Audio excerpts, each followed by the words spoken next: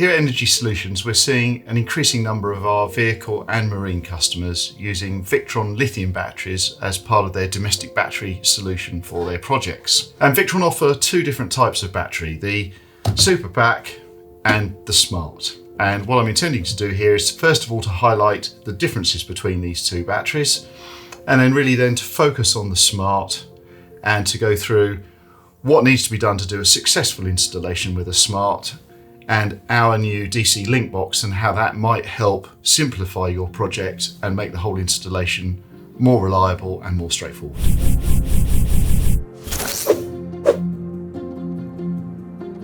So if we start with the Super Pack battery, this is an all-in-one direct replacement for a lead acid battery. And when I say all-in-one, it means that the battery management system and the protection device is built into the battery. Lithiums require a protection device because if you over discharge or overcharge a lithium, you'll permanently damage the cells within it. And therefore, to protect the battery, it will disconnect itself in the event of one of those two situations happening. So that's all built into a Super Pack, which makes it ideal for simple installations and low power installations.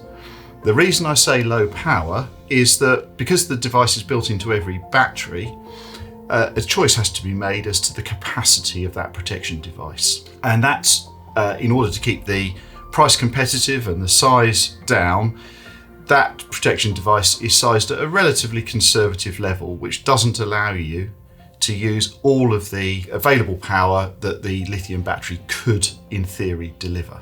So the Smart lithium battery from Victron works in a very different way. There is a cell balancing function within the battery, but it uses an external battery management system, which is connected via these two cables here. And that external battery management system controls a charge and a discharge protection device. And those devices are available at different capacities so that you can tailor the system to meet the demands of your particular application. It makes for a very flexible, high power solution. So what I'm going to do now is I'm going to get the parts laid out that are required to make this battery work correctly and go through that in a bit of detail. So the starting point is the Victron VE Bus BMS. This connects to the batteries with these two connectors here. The leads are built into the battery.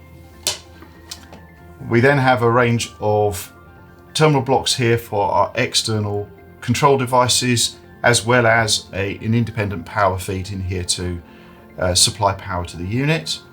And then finally, two RJ45 connectors here. These are used to control the Victron Multiplus or Quattro, as that is controlled digitally rather than switched on and off via the contactors. So if we then look at the two protection devices, we'll start with the load disconnect device. This is used because it has a very low power consumption when energized, so it's a very low parasitic draw on the battery itself. We have two main stud connections, a battery side and a switched side for your consumers, but we're going to need to connect quite a number of devices on either side of here. So you're almost certainly going to need some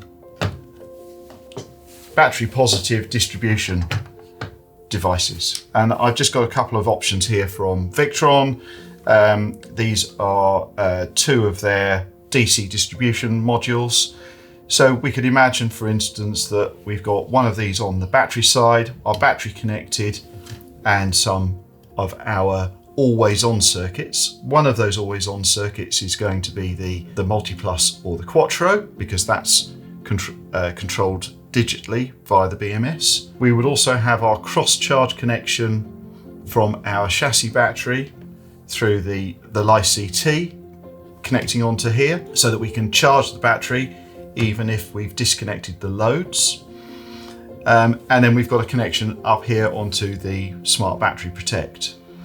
The output of the Smart Battery Protect will then feed a number of circuits, and this could be things like lights, pumps, refrigeration, that type of equipment. The Syrix LiCT here has got two main connections, one which is going to our lithium system and one which is going across to our chassis battery. This device will automatically connect the batteries when it detects that either of them is being charged and disconnect them when they're not being charged. But as a final element of control, if the BMS detects that the lithium battery is being overcharged, it will then disconnect this device, but leave your consumers connected. That kind of covers off the positive side of the equipment. So if we look now at the negative side of the system, we've got a battery monitor here, not strictly required for the system, but this does give you then a real window on the state of charge of your batteries. This has got the two main connections, one to the battery, one to the rest of every other negative connection in your system. And that means that we again have got to contend with multiple cables needing to terminate onto a single stud. That would usually be accommodated by having a DC negative buzz bar. This unit here is a 4-stud version, but we have other options available. And this allows you to take a single cable from your shunt down to the buzz bar and then to terminate multiple connections onto there, providing that negative distribution. So now we've had a look at all of the components, let's see how they interlink using this schematic wiring diagram from Victron. So this drawing from Victron shows how all of these devices are connected in order to make your system correctly configured and operate as it should. We have the BMS here, which is connected to the batteries via the integral cables in the batteries. And then we have some control connections which are linked to a protection device for charging and for discharging. So our discharge protection device in this illustration is a Smart Battery Protect, and this will disconnect the DC loads in the event that the battery goes too low. And then we've got a Syrix LiCT here, which connects the starter battery to the lithium battery for cross-charging when the engine is running. What's not shown is a battery monitor, which will allow you to see the state of charge of the battery. And there's an amount of detail that isn't reflected in this drawing. But as you can see, despite that, there's still a lot to get right in order to make sure that your installation is functioning correctly. And that's what's led us to develop our Smart Lithium DC link box, where all of this is packaged together into one simple enclosure. So this is our Smart Lithium DC link box. It's packaged in an IP rated enclosure with a clear lid so that you can easily see what's going on inside the unit when it's installed. We're going to remove the lid so that we don't get any glare on the camera, and we can then have a bit of a dive inside and see how everything connects and how it all works. So you'll recognise all of these components from earlier when we were looking at them loose and how they might connect together in a conventionally wired setup. What we've done here is really just to package all of that and to pre-wire it together. And we've done that because we've got a printed circuit board that forms the foundation of this particular product.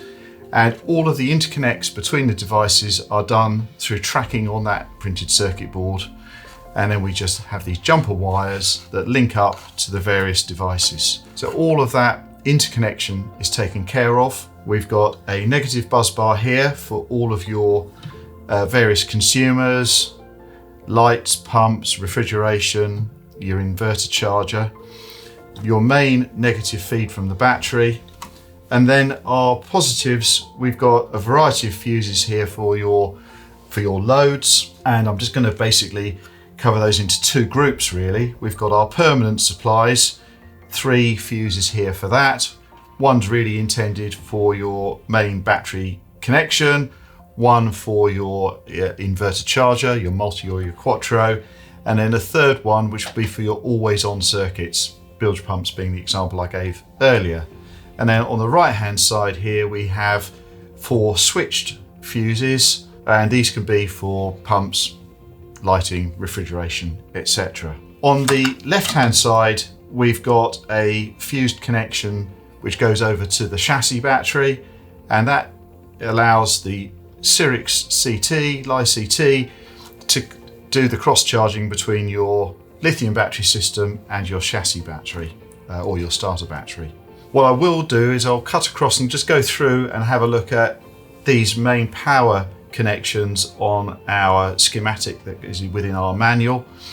But I am then going to do a slightly more detailed video showing some of the control connections that we've got over here on the right hand side just to go into a little bit more depth of the extra functionality that we can provide you with this particular system. So let's have a quick look at that schematic and just wrap this video up with an overview of those power connections.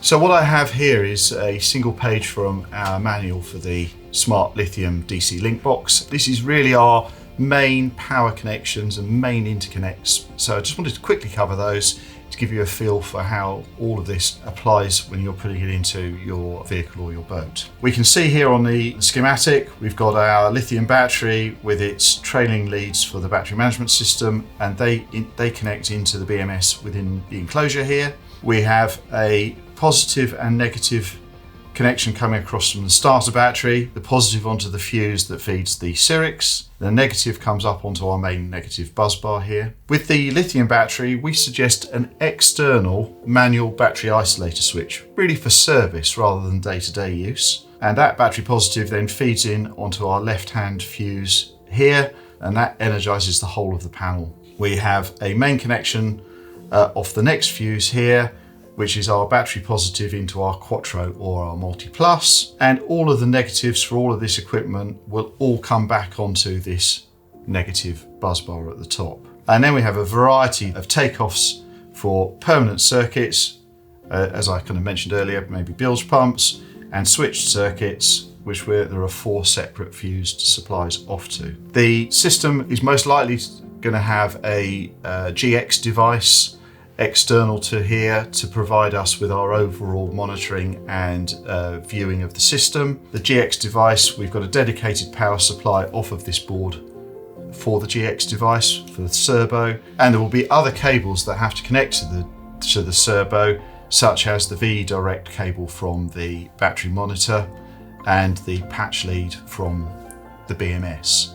So that's a brief overview, and hopefully gives you an idea of how straightforward it is to connect the system where it's all pre-packaged and pre-wired like this.